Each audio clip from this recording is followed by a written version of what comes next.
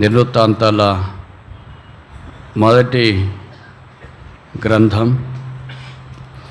28వ అధ్యాయం నుండి 5 విషయాలు మనము పరిగెరుకోవటానికి ప్రయత్నం చేస్తాం. మొదటి నియమము 1 Chronicles chapter 28 verse 3 3వ వచనం. అయితే నీవు యుద్ధములు జరిగించి రక్తం ఒలికించిన వాడో గనక నీవు నా నామమునకు మందిరము కట్టించకూడదని దేవుడు నాకు ఆజ్ఞ ఇచ్చును. Word of God. దేవ వాక్యాన్ని దావీదు ఉన్నట్లుగా నెరవేర్చడానికి ఇష్టపడ్డాడు. ఇది పాజిటివ్ వాక్యం కాదు. నువ్వు ఈ పని చేయంటే పాజిటివ్, నువ్వు ఈ పని చేయొద్దంటే negative. To accept no from God is no small task. To accept God, yes, is always encouraging. దేవుని యొద్ద నుండి సరే కొనసాగిపో అనే మాట వినడం చాలా ప్రోత్సాహకరమైంది.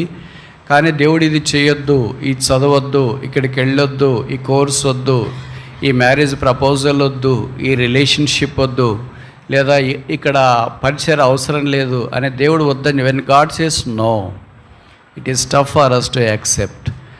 దేవుడు వద్దు అని చెప్పిన తర్వాత దాన్ని అంగీకరించడం కష్టం.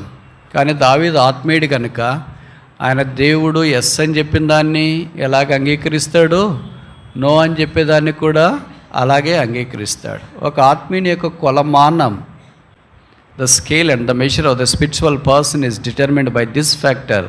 How does he react when God says no for him which he likes most. తనకు చాలా ఇష్టమైన దాన్ని దేవుడు వద్దని చెప్తే ఆ మనిషి ఎలాగ స్పందిస్తాడు అనే దాన్ని బట్టి ఆయన ఆత్మీయుడా కాదని తెలియటానికి అవకాశం ఉంది. దావీదు చాలా ఆత్మీయుడు కనుక దేవుడు వద్దు అని చెప్తే దేవుని ఆజ్ఞను ఆయన శిరస వహించడానికి ఇష్టపడినవాడు అని జ్ఞాపకం చేయబడుతుంది. దేవుడిచ్చిన ఆజ్ఞను దావీదు నెరవేర్చడానికి ఇష్టపడినవాడు. మన క్రైస్తవ జీవితంలో మనకు కూడా దేవుడు అనుగ్రహించే ఆజ్ఞ, అది మనకి ఇష్టమైంది అయితే భవిష్యత్తు మనం చేయటానికి పూనుకుంటాం, మనకు కష్టమైంది అయితే ఎందుకులే అని అనుకుంటాం. ఒక విశ్వాసి, ఒక దేవుని పరిచారకుడు, ఒక దైవ కార్యములందు ముందుకు పోయేవాడు ఎప్పుడు కంఫర్ట్ జోన్లో నుండి రిస్క్ తీసుకోవటానికి ఇష్టపడతాడో అప్పుడు మాత్రమే దేవుడు ఆయనకు బహుమానం దయచేస్తాడు. Where there is no risk there is no reward. Where there is risk there is reward. Risk percentage ఎంత ఉండాలా? రిస్క్ అంటే ఎట్టంటెట్టి ఆడటానికి కాదు, దేవుని చిత్తంలో రిస్క్ తీసుకోవటానికి. మన పెద్దలు పూర్వీకులు అలాగే రిస్క్ తీసుకోగలిగారు కనుక ఈ దినాన మనం ప్రశాంతంగా దైవ సాన్నిధ్యంలోనికి ఇలాగ చేరి వచ్చి దైవ ధ్యానం కలిగి ఉండే అవకాశం దేవుడు మనకు అనుగ్రహించినాడు. వాళ్ళు రిస్క్ తీసుకోకుండా వాళ్ళు కూడా కంఫర్ట్ జోన్లో ఉండటానికి ప్రయత్నం చేస్తే భవిష్యత్ దినాన మనకి ఇంత ఆహ్లాదకరమైన వాతావరణం ఉండేది కాదేమో. కనుక చాలా సందర్భాల్లో మనమేమనుకుంటాం, మనకెందుకులే రిస్క్, మనమెందుకులే చేయడము, మనమెందుకులే వెళ్ళడము, మనమెందుకులే కార్యం చేయడము, మనమెందుకు ఈ విషయంలో ఇన్వాల్వ్ కావడము అని అనుకుంటూ ఉంటాం. అందుకే మనం రిస్క్ తీసుకోకపోతే రివార్డు లేదు. లోకము యొక్క జీవితంలో కూడా చూడండి, వ్యాపారాలు కావచ్చు, చదువులు కావచ్చు, ఉద్యోగాలు కావచ్చు, పరిసర ధర్మంలో కావచ్చు, దేంట్లోనైనా ఎవరైతే ఎక్కువ రిస్క్ తీసుకోగలరో, రిస్క్ అంటే అన్నెసరిగా తీసుకునేది కాదు, అది చాలా క్రైమ్తో కూడిందే. కానీ కొన్నిసార్లు 50% అటు 50% ఇటు ఉంటుంది. మరి ఏం చేస్తాము అలాంటప్పుడు? అది జరుగుతుందో విజయం వస్తుందో రాదో, ముందుకు వెళ్తామో లేదో, మేలు అవుతుందో కాదో, లాభం ఉంటుందో కాదో, ఇలాంటి పరిస్థితుల మధ్యలో దోబూచులు ఆడుతున్నప్పుడు క్రీస్తు మీద ఆధారపడి ఎవరైతే ముందుకు సాగిపోగలుగుతారో ఆగిపోకుండా వారి చేయి దేవుడు పట్టుకొని నడిపించడానికి సమర్థుడని వాక్యం మనకు జ్ఞాపకం చేస్తుంది. దేవుని యొక్క వాక్యాన్ని ఏ రాజు అయితే అంగీకరించడానికి ఇష్టపడ్డాడో ఆ రాజును దేవుడు గణపరచడానికి ఏమాత్రము ఆలస్యము కానీ ఆటంకం కానీ చేసినట్లు వాక్యంలో మనం గమనించము. ఇశ్రాయేలుని దాదాపు 42 మంది రాజులు పరిపాలన చేశారు, 42 kings. ఈ రాజులు 2 రకాలుగా ఉన్నారు. మొదటిది ఏంటంటే మంచి రాజులు, రెండవది ఏంటంటే చెడ్డ రాజులు. మంచోళ్ళని ఎలాగ చెప్తాము? దేవుడు కూడా రాజులకు ఒకటే పారామీటర్ పెట్టాడు, ఒకటే విషయం పెట్టాడు, చాలా పెట్టలేదు. ఆ ఒకటి ఏంటంటే దేవుని యొక్క వాక్యాన్ని ఎవరు అంగీకరిస్తారు, ఎవరు నిరాకరిస్తారు. అంగీకరించేవారు మంచి రాజులు అయ్యారు, నిరాకరించిన వారు చెడ్డ రాజులు అయ్యారు. ఇప్పుడు ఈ 42 మంది రాజుల్లో ఎంతమంది మంచి రాజులు ఉన్నారు? దాదాపు 33 మంది చెడ్డ రాజులు ఉన్నారు. 33 ఆర్ బ్యాడ్ కింగ్స్. 33 మంది అంటే మెజారిటీ ఆర్ బ్యాడ్. ఇప్పుడు మంచోళ్ళు ఎంతమంది ఉన్నారు? 9 మంది ఉన్నారు. మీరు ఊహించండి, 42 మంది రాజుల్లో 9 మంది మంచోళ్ళు అంటే మెజారిటీ మంచోళ్ళ, మైనారిటీ మంచోళ్ళ? మైనారిటీ తక్కువ మందే మంచోళ్ళు ఉన్నారు, ఎక్కువ మందే చెడ్డోళ్ళు ఉన్నారు. దీన్ని బట్టి మనం ఏం అర్థం చేసుకోవచ్చు? మన మధ్యలో కూడా, మనం ఉండే స్థలాల్లో కూడా రాజులే, వాళ్ళకు కూడా విశ్వాసులే, రక్షణ పొందిన వారే, యాజక సమూహమే, కానీ మంచోళ్ళు తక్కువ. మంచితనం అనేది దేవుని యొక్క వాక్యానికి విధేయత చూపిస్తారా లేదా అనే దాన్ని బట్టి ఆధారపడి ఉంటుంది. ఆ 9 మంది మంచి రాజుల్లో మొదటి మంచి రాజు దావీదు. ఎందుకంటే దావీదు దేవుని యొక్క వాక్యాన్ని అంగీకరించడానికి ఇష్టపడినవాడు, ఆ ప్రకారమే జీవించడానికి కూడా ఇష్టపడినవాడు అనే వాక్యంలో మనం గమనిస్తూ ఉన్నాం. ఇప్పుడు మనం కూడా ఆత్మ సంబంధమైన విషయాల్లో మన యాత్రలో ముందుకు సాగిపోవటానికి దేవుడు అంగీకరించే విశ్వాసిగా ఉండాలంటే దేవుని వాక్యాన్ని దావీదు వలె అంగీకరించే వ్యక్తులుగా ఉండాలి. సౌలుకి దేవుని వాక్యం తెలుసు, కానీ దేవుని వాక్యాన్ని అంగీకరించడానికి ఇష్టపడినవాడు కాదు. ఆయన మొదటి రాజే, చిన్న గోత్రం బెన్యామీను గోత్రంలో నుండి వచ్చినాడు. సమూయేలు కోరుకున్న రాజుగా కనిపిస్తున్నాడు, చాలా బాగున్నాడు, అందగాడు, ఎత్తు అందరికంటే బాగా కనిపిస్తున్నాడు. కానీ ఎందుకో దేవుని యొక్క అంగీకారంలోనికి రాలేదు. కారణం ఏంటంటే దేవుని వాక్యము తెలిసినా కూడా దాన్ని అంగీకరించి ఆ ప్రకారంగా జీవించడానికి ఇష్టపడలేదు. ఇప్పుడు మన సంగతి ఏంటి? దైవ వాక్యాన్ని దావీదు ఉన్నట్లుగా నెరవేర్చడానికి ఇష్టపడ్డాడు కనుక యూదా గోత్రములో నుండి వచ్చిన వాడు, దేవునికి ఇష్టడు, ఉదయానుసాడు. మన యాత్రలో కూడా మనం మంచివాళ్ళమా కాదా, ఆత్మీయులమా కాదా, ఫస్ట్ పారామీటర్ దేవుని వాక్యానికి మనం విధేయత చూపిస్తున్నామా లేదా?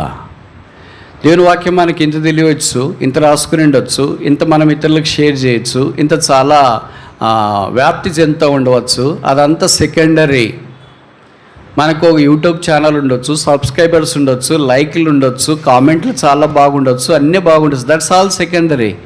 కానీ ప్రాథమికమైనది ఏంటంటే ఆ దేవుని యొక్క వాక్యాన్ని మనం అంగీకరిస్తున్నామా, మనకి ఇష్టం ఉందా, మనం ఆ ప్రకారంగా జీవించడానికి గైకొట్టడానికి ఇష్టపడుతున్నామా అనే దాన్ని బట్టి దేవుడు మనం అంగీకరించేవారమా కాదా అని.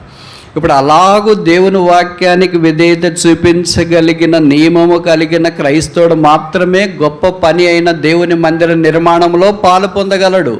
A disobedient person to the word of God, he has no part in building up of the church of the Lord. ప్రభు యొక్క సంఘాన్ని కట్టుట్లో క్రీస్తు ఆ వాక్యానికి విధేయత చూపించే వ్యక్తిని వాడుకోలేడు. అందుకే మీరు చాలా స్థలాల్లో చూసింటారు, వాళ్ళు దేవుని యొక్క వాక్యానికి అవిధేయత చూపిస్తూ ఉంటారు, వాళ్ళు అన్నింటిలో కనిపిస్తున్నట్లు అనిపిస్తూ ఉంటారు, బట్ వాళ్ళ యొక్క పరిచర్య అంత ఫలభరితంగా మనం చూడము.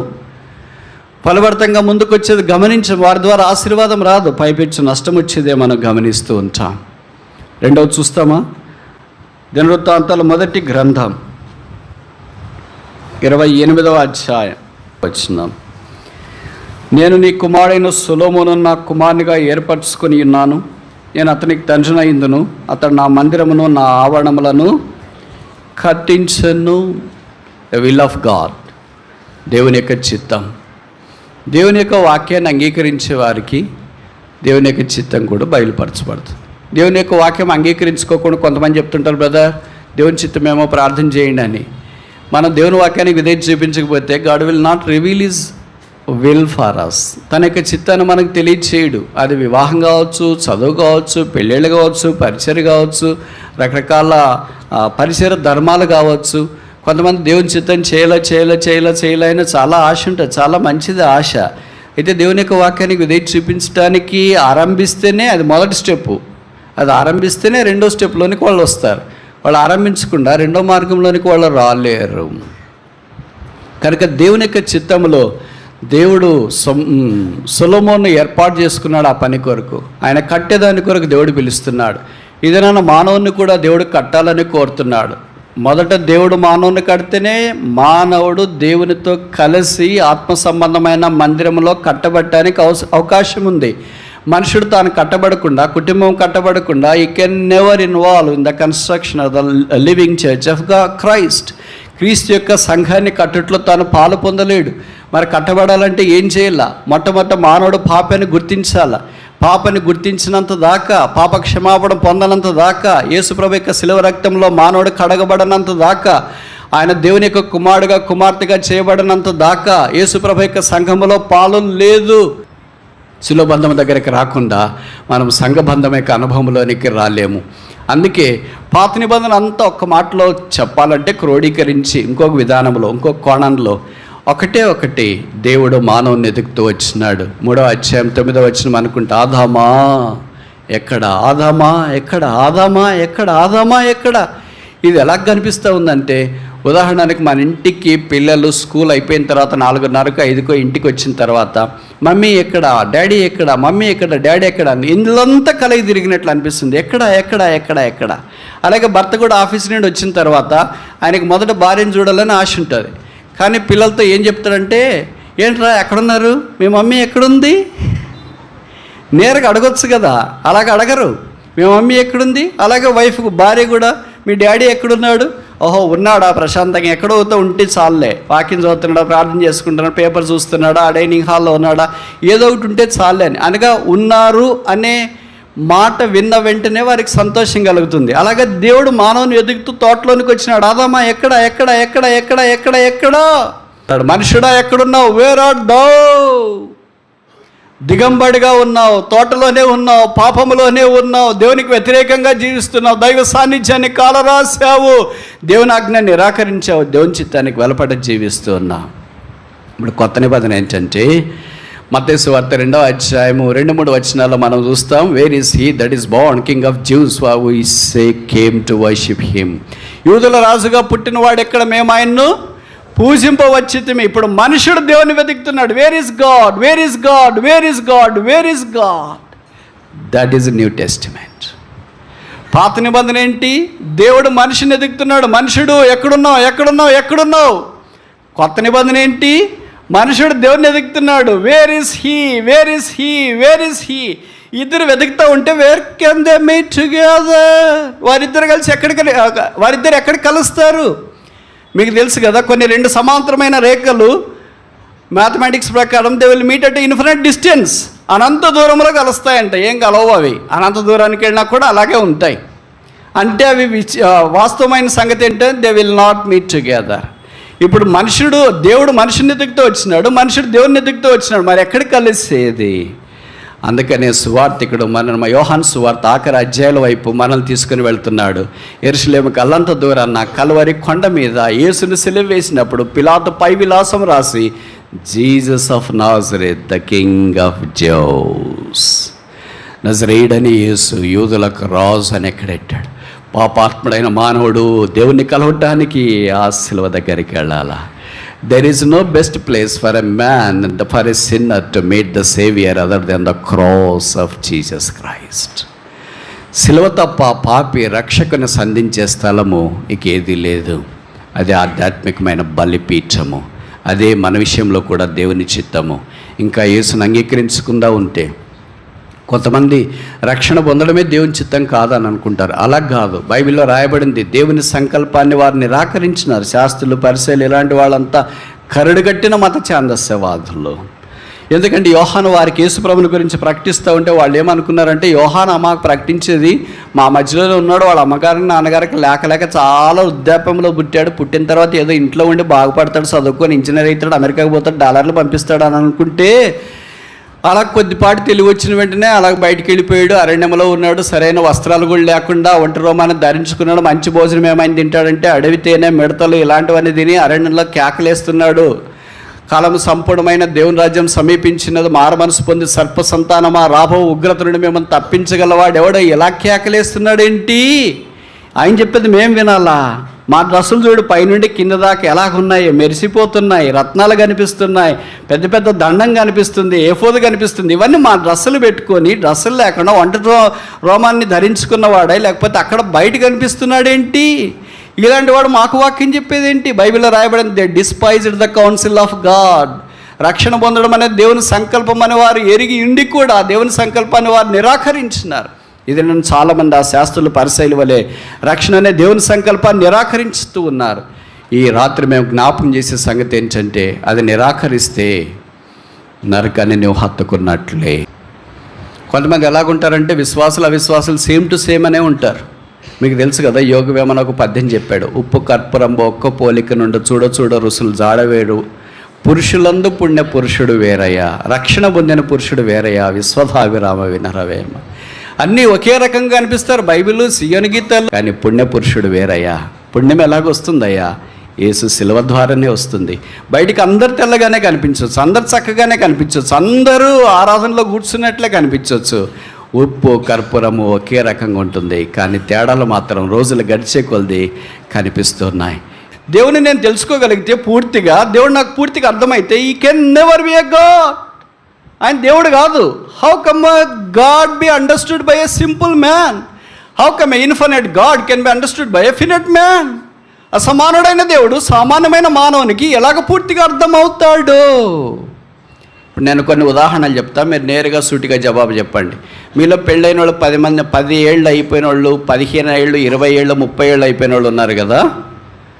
మీరు భార్యాభర్తలు ఇద్దరే ఇంట్లో కూర్చున్నప్పుడు ఏదైనా పోట్లాట వచ్చింది అనుకోండి, ఆర్థిక పరిస్థితులను బట్టి, నువ్వు జీతం అంతా వ్యర్థపరుస్తున్నావు, పిల్లలు పెద్దగా అవుతున్నారు, ఇల్లు కొనుక్కోవాలా, కారు కొనుక్కోవాలా, అది ఇది, నీకేమో లెక్కట్లేదు, అసలు నువ్వేం చేస్తున్నావు నాకు ఏం అర్థం కాదు. అప్పటికి పెళ్ళై 10 ఏళ్ళు, 15 ఏళ్ళు, 20 ఏళ్ళు అయింది. ఏం అర్థం కాదంట? ఏం అర్థం కాదంట. ఇప్పుడు నేను మొదటి ప్రశ్న అడుగుతా, జవాబు చెప్పండి. పెళ్ళైన భర్తలు కానీ భార్యలు కానీ మొదటి సిస్టర్స్ని అడుగుతా, మా ఆయన నాకు పూర్తిగా అర్థమైనాడు అనేవాళ్ళు చేయొద్దండి. Not even one is there. ఒక్క వ్యక్తి కూడా ఉండి. ఇప్పుడు బ్రదర్స్ని నేను అడుగుతా, నాకు నా భార్య పూర్తిగా అర్థమైంది బ్రదర్ పెళ్ళైనప్పటి నుండి ఇప్పటిదాకా అనేవాళ్ళు చేయొద్దండి. మీకు అసలే ధైర్యం ఉండదు. ఏదైనా చేయెత్తుంటే వాళ్ళు ఎత్తారు, కానీ మీరు ఎప్పుడు ఎత్తుతారు? చేతులు అలాగే ఎప్పుడైతే పెళ్ళి అయిపోయిందో అప్పుడే దించేశారు, ఇంకంతే. నీ చెయ్యెత్తేదనేది ఏం కనిపించదు. చేతులు ఉన్నా ఒకటే, ఉన్నా ఒకటే, లేకపోయినా ఒకటే. ఇంకెప్పుడు చేయెత్తారు. ఒకవేళ నాకు అర్థం కాలేదని నువ్వు చేయెత్తినావు అనుకో, ఇక్కడ సిస్టర్ ఇక్కడ నేను చూసింది అనుకో, ఇంకా నువ్వు ఇంటికి పోగలవా? ఇక్కడే రాత్రి పడుకోవాల్సి వస్తుంది. ఎవరు ఉన్నారండి అలాంటి వాళ్ళు? ఎవరు లేరు. ఎవరికి అది వీలు కాదు. భార్య భర్తలు పోట్లాడేటప్పుడు అలాగే పోట్లాడతారు, పిల్లలు కూడా పోట్లాడేటప్పుడు అలాగే పోట్లాడతారు. తల్లిదండ్రులు కూడా పిల్లలు లేదని తిట్టాలనుకో, వాళ్ళు అలాగే తిడతారు. ఏంట్రా నువ్వు కాలేజీకి పోతున్నావా, చదువుకుంటున్నావా, పాస్ అవుతావా, బ్యాక్లాగ్లు పెట్టుకున్నావా, ఏం అసలు నువ్వు చేసేది మాకు ఏం అర్థమే కాదే. 9 నెలల కడుపులో మోసుకున్నావు, ప్రసవ వేదన పడి బయటికి తీసుకొని వచ్చినావు, నాభి సూత్రం నీ కళ్ళు ఎదుటే కోసినారు, నీ ఎదుటే పెరిగాడు, పెద్దగా అయ్యాడు, నీ చేతులే గోరుముద్దలు తినిపించినాయి, నువ్వే 1-2 చూసుకొని చక్కగా ఈడదాకా తీసుకొని వచ్చినావు, కానీ నీ కడుపును పుట్టిన పిల్లవాడే నీకు అర్థం కావట్లేదు. నీతో కాపురం చేసే భర్త భార్య నీకు అర్థం కావట్లేదు. Because they can be understood. పక్కనున్న మనిషే అర్థం కాకపోతే, భర్తే అర్థం కాకపోతే, భార్య అర్థం కాకపోతే, పిల్లలే అర్థం కాకపోతే, విశ్వాసులే అర్థం కాకపోతే, సేవకుడే అర్థం కాకపోతే, బోధకుడే అర్థం కాకపోతే, ఆకాశ మహాకాశాలు పట్టజాలని దేవుడు 5 అడుగుల మానవునికి పూర్తి అర్థం అవుతాడా? ఇది అపోహ కాదా? ఇది అబద్ధం కాదా? ఇది వాయిదా కాదా? ఇది నెపము కాదా? ఏమంటారు దీనికి జవాబు? నీ పక్కనున్న క్లాస్మేట్ నీకు అర్థం కావట్లేదు, నీకు వచ్చే నీకు టీచ్ చేసే టీచర్ నీకు అర్థం కావట్లేదు, నీ చుట్టూన్న పరిస్థితులు నీకు అర్థం కావట్లేదు. కొన్నిసార్లు అలాగే ఉంటుంది, సమాజం ఎటుపోతుందో నాకు అర్థం కావట్లేదండి అంటారు. నీ చుట్టూన్న సమాజమే నీకు అర్థం కానప్పుడు నువ్వు దేవుణ్ణి ఎలాగ అర్థం చేసుకోగలవు? సొలొమోను ఇదే ప్రార్థన చేసింది, అదే కదా, ఆకాశ మహాకాశాలు పట్టసాలని దేవుడు. మనుషుడు చంద్రమండలం మీద వెళ్ళటానికి 1967వ సంవత్సరం అనుకుంటా అపోలోలో జూలైలో వెళ్ళాడు. ఆయన పేరే నీల్ ఆర్మ్స్ట్రాంగ్, ఎడ్విన్ ఆల్డ్రిన్. ఇంకా మన భారతదేశము చంద్రయాన్ చేసింది. చంద్రమండలం మీద మనుషుడు కాలు పెట్టాలా. ఇప్పటిదాకా అమెరికా వాళ్ళు మాత్రమే కొంతమంది చంద్రమండలం మీద కాలు పెడితే, సౌర కుటుంబంలో చంద్రమండలం ఒక చిన్నది. ఇలాంటి సౌర కుటుంబాలు కొన్ని కోట్లు ఉన్నాయి అంతరిక్షంలో. ఆ కోట్లని దాటి సింహాసనం మీద ఆసుండైన ప్రభు దగ్గరికి ఎప్పుడెళ్తావా? ఓ నరపుత్రుడా, దేవుని ఎదుట నువ్వు నిరుత్తరుడవై ఉన్నావు. నీకున్న పరిమితులు చూసుకున్నప్పుడు అనిపిస్తుంది నీ పక్కనున్న విషయాలు కూడా నువ్వు మార్చలేవు, పక్కనున్న వ్యక్తిని మార్చలేవు, భార్యను మార్చలేవు, భర్తను మార్చలేవు, పిల్లలు మార్చలేవు, ఇతరులు మార్చలేవు, నిన్ను నీవే మార్చుకోలేవు. ఐజాక్ న్యూటన్ ఒకసారి ఇలాగన్నాడు, I know the motion of the stars but I do not know the motion of my thoughts.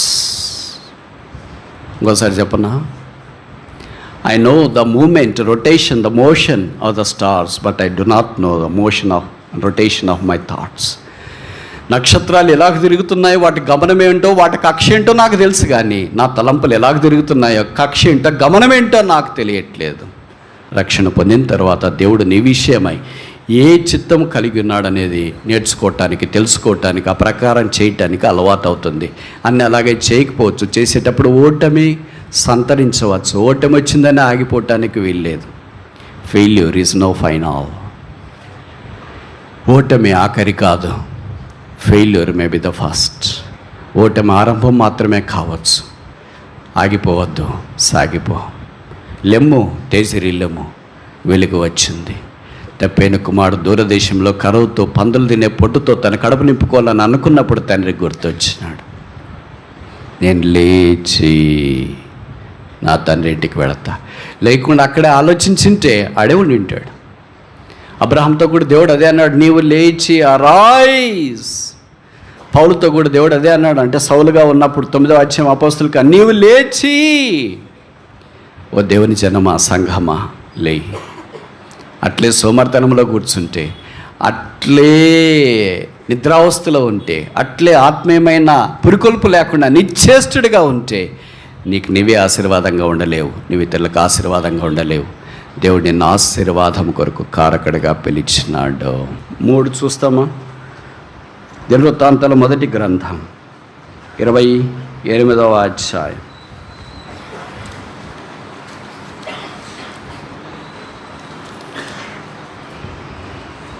10వ వచనం. 1 Chronicles chapter 28 verse 10. పరిశుద్ధ స్థలముగా ఉండుటకు ఒక మందిరమును కట్టించుటకై యెహోవా నిన్ను కోరుకున్న సంగతి మనసునకు తెచ్చుకొని ధైర్యం వహించి పని జరిగించము. యెహోవా నిన్ను కోరుకున్న సంగతి. ఇక్కడ ఉన్న చాలామందిని యెహోవా కోరుకున్నాడు పని చేయటానికి, బహు గొప్పదైన పని చేయటానికి, కట్టబో ఆలయాన్ని కొరకాయి. మీరు చేయకుండా ఉంటే దేవుడు ఇంకోరికి అవకాశం ఇవ్వచ్చేమో, అది మనం నష్టపోయే అవకాశం ఉంది. కనుక దేవుని యొక్క కోరికలోనికి ఈ వ్యక్తులు తీసుకురాబడినట్లు మనకు పరిచయం. వర్క్ ఆఫ్ గాడ్, దేవుని పని కొరకు చాయిస్ స్పీకర్స్ని దేవుడు ఏర్పాటు అంటే చాయిస్ వర్కర్స్ని దేవుడు ఏర్పాటు చేసుకుంటాడు. దేవునికి పనివారు కావాలి. దేవుడు దేవదూతలతో కట్టించవచ్చు, ఆయన అలాగ చేయలేడు. మన ద్వారానే జరిగించాలని కోరుతున్నాడు. అందుకే కట్టబోవు ఆలయం. మీకు తెలుసు కదా, ఆలయాలు 5 ఉన్నాయి. మొదటిది ఏంటి? గ్రంథాలయం. మందిరం అంతా అలాగే ఉంటుంది. చాలా సందర్భాల్లో గ్రంథాలయంలోనికి అంటే లైబ్రరీలోనికి అడుగుపెట్టక మునిపే బయట ఒక పెద్ద క్యాప్షన్ రాసింటారు, కీప్ సైలెంట్, నిశ్శబ్దముగా ఉండవలెను. కొంతమంది కుటుంబాలు కూడా అలాగే ఉంటాయి, లైబ్రరీ మాదిరి ఉంటాయి. భర్త ఒక దారి, భార్య ఒక దారి, కొడుకు కూతురు ఎవరు వాళ్ళు మాట్లాడుకోరు. It's a central library.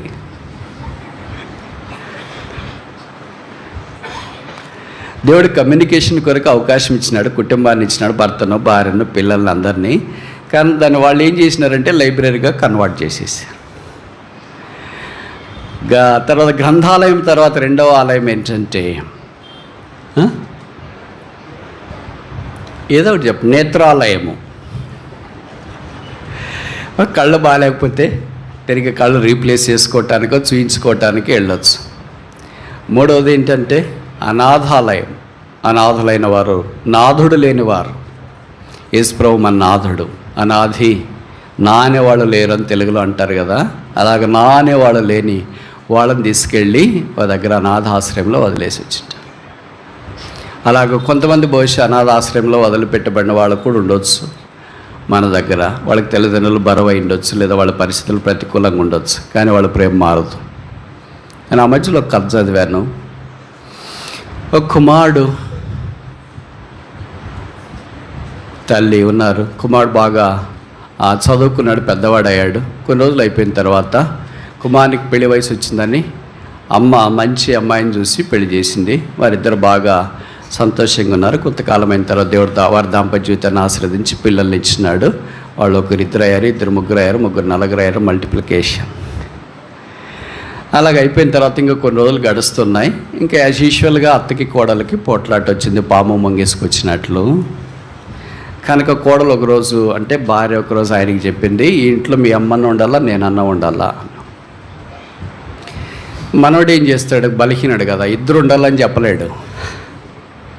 అట్లా కొంతమంది మాత్రమే చెప్పగలరు ఇద్దరు ఉండాలా అని. ఆయన చెప్పలేకపోయాడు. సరే వాళ్ళ అమ్మకి ఏం చెప్పలేదు, దిక్కుదోచక ఓ ప్లాస్టిక్ కవర్లోనే వాళ్ళ అమ్మ బాట్లో అన్నీ సర్దుకొని, అమ్మ ఇక్కడి నుండి దగ్గరలో ఒక ఇల్లు ఉంటుంది, అది కూడా మీ ఇలాంటి వయసు ఉన్న వాళ్ళే ఉంటారు.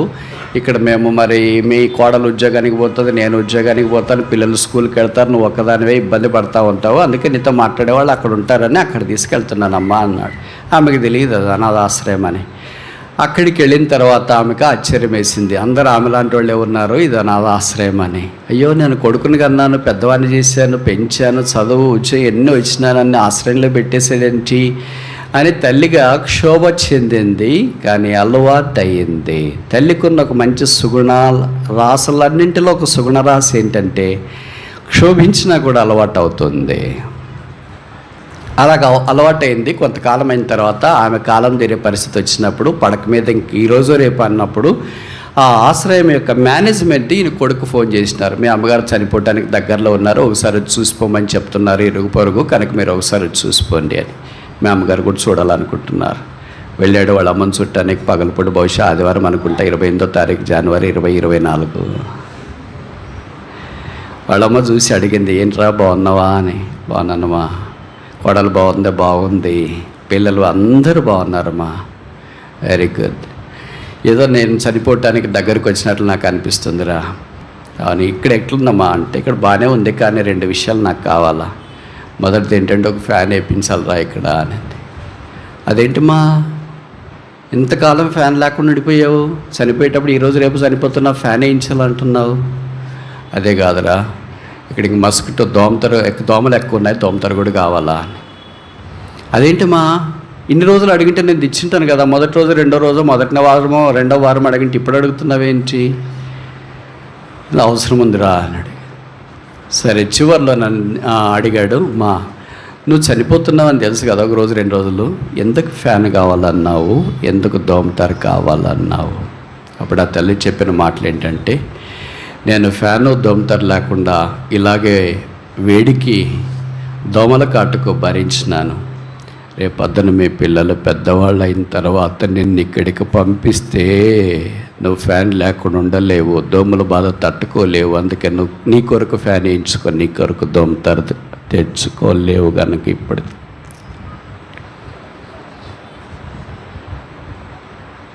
అనాథాశ్రయంలో కూడా తల్లి ప్రేమ తగ్గదు. ఏది విత్తుతామో అదే కోస్తాం. వీటికి భిన్నమైన నియమేమీ లేదు.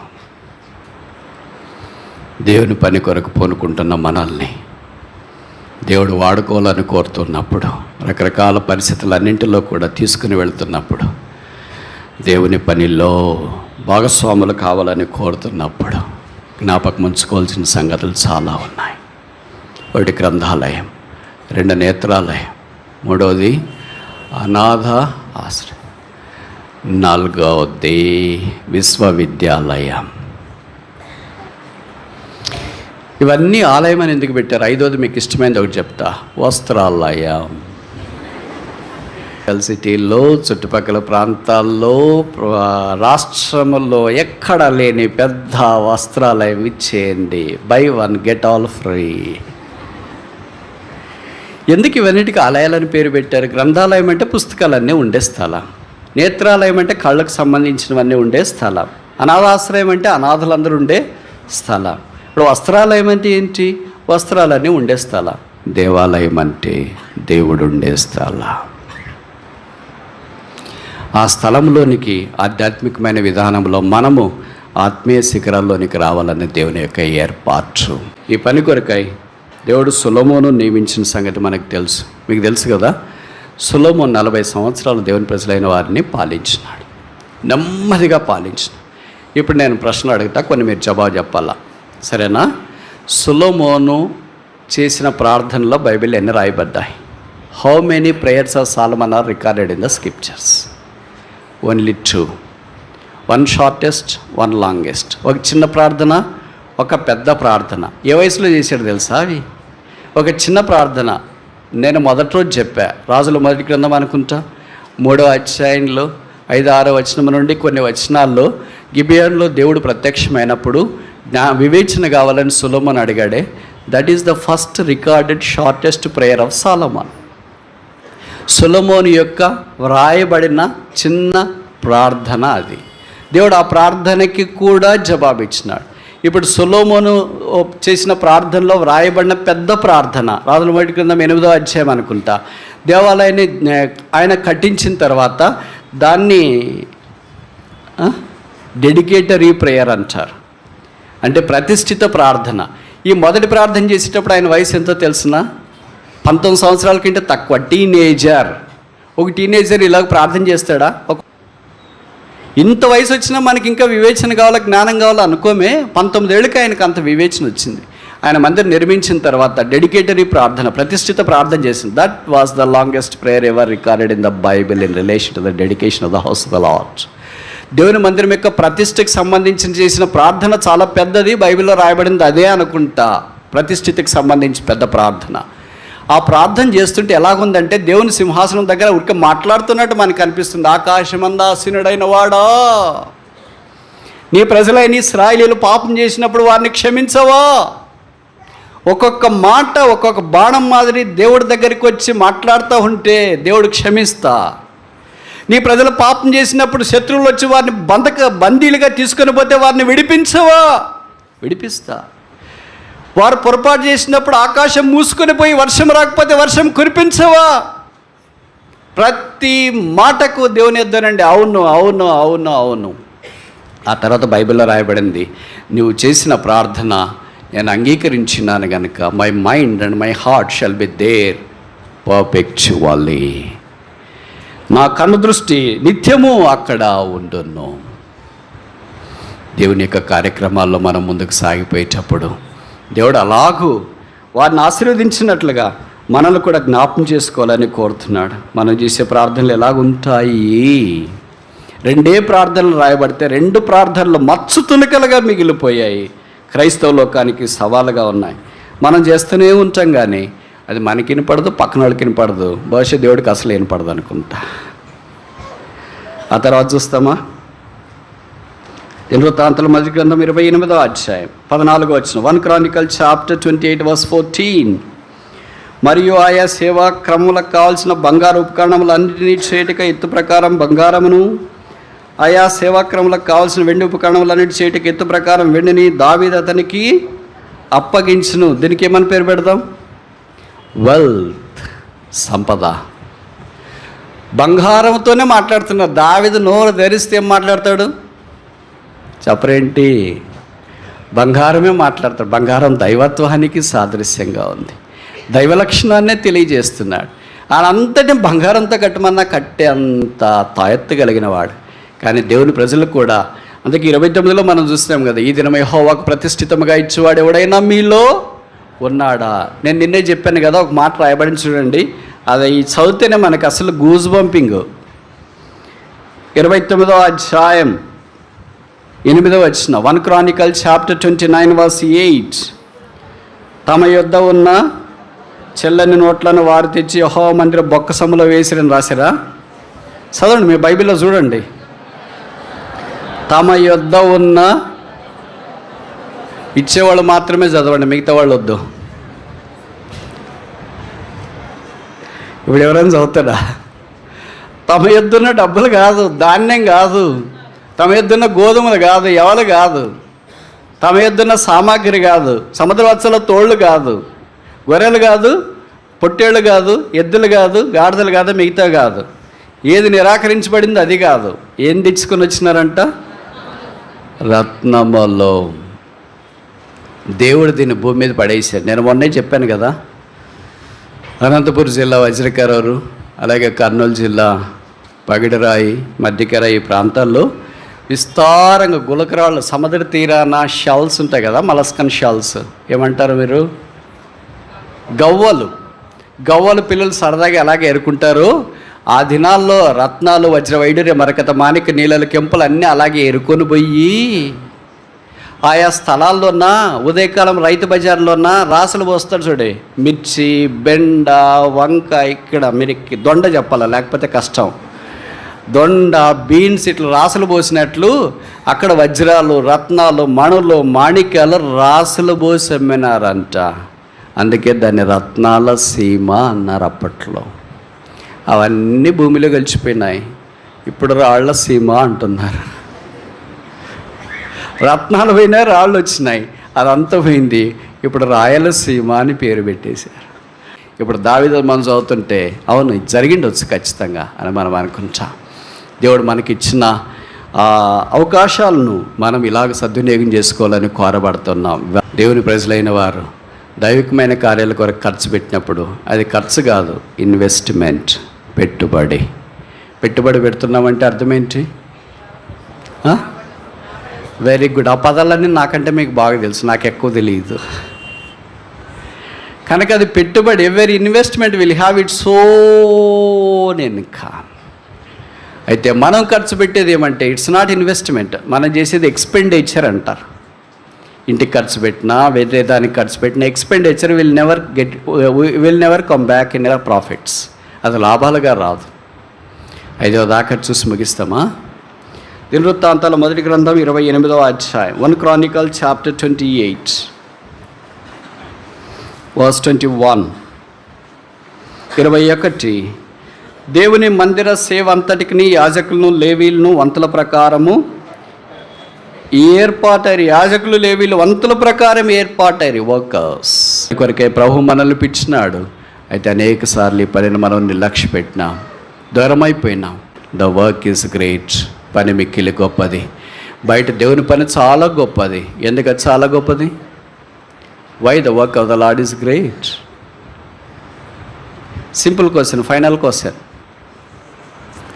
ఎందుకు దేవుని పని గొప్పది? Because God is great. దేవుడు గొప్పవాడు గనక, ఆయన రక్షణ గొప్పది గనక, ఆయన సంఘం గొప్పది గనక, ఆయన రాజ్యం గొప్పది గనక, వాట్ ఎవర్ ఈ does is great because is great. ఆయన గొప్పవాడు గనక ఆయనకు సంబంధించిందంత గొప్పదే, ఆయన పని కూడా గొప్పదే, మనం తప్ప. ఇప్పుడు మనల్ని ఆ గొప్ప పని కొరకే ప్రభువు పిలుస్తున్నాడు. ఇది భాగ్యము. అందుకే ఇశ్రాయేల్ గురించి చెప్పబడింది, ఇశ్రాయేలు నీ భాగ్యం ఎంత గొప్పది, యెహోవా రక్షించినా నిన్ను పోలిన వాడేవాడు. ఈ రాత్రి ప్రభు యొక్క పనిలో మనం కూడా చేరి రావటానికి సొలొమోను వలె, దావీదు వలె ఇష్టపడితే, దావీదు కుమారుడు సొలొమోను కంటే గొప్పవాడైన యేసుక్రీస్తు ప్రభు వారితో కలిసి మనమును ఆత్మ సంబంధమైన మందిరంగా కట్టబడుతున్నా. ఓ దినాన ఆయన మహిమగల సంఘముగా ఆయన వచ్చినప్పుడు, మేఘారూఢుడై వచ్చినప్పుడు ఆయనతో పాటు ఆయన చూస్తూ ఆయన వలె ఉంటానికి కొనిపోబడతాం. బైబిల్లో రాయబడింది, మనం పరలోకములో ఆయన్ని చూస్తాము. We shall see him. ఆయన చూస్తాము. ఈ భూమి మీద అంతా ఆయన చూసింది వేరే.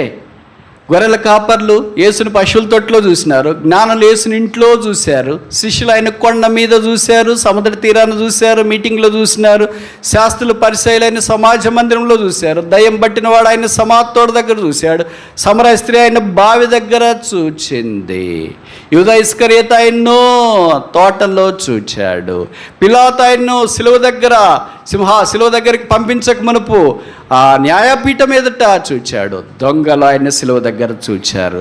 పునరుద్ధరణ అయిన తర్వాత కొంతమంది స్త్రీలు ఆయన్ని చూచినాడు. ఆరోహణం అవుతున్నప్పుడు గల్లీలందరూ ఆయన్ని చూచినారు. మనం ఇవన్నీ చూసే భాగ్యం లేకపోయినా మనము దినాన ప్రభువుని పూర్ణ మహిమతో చూస్తాం.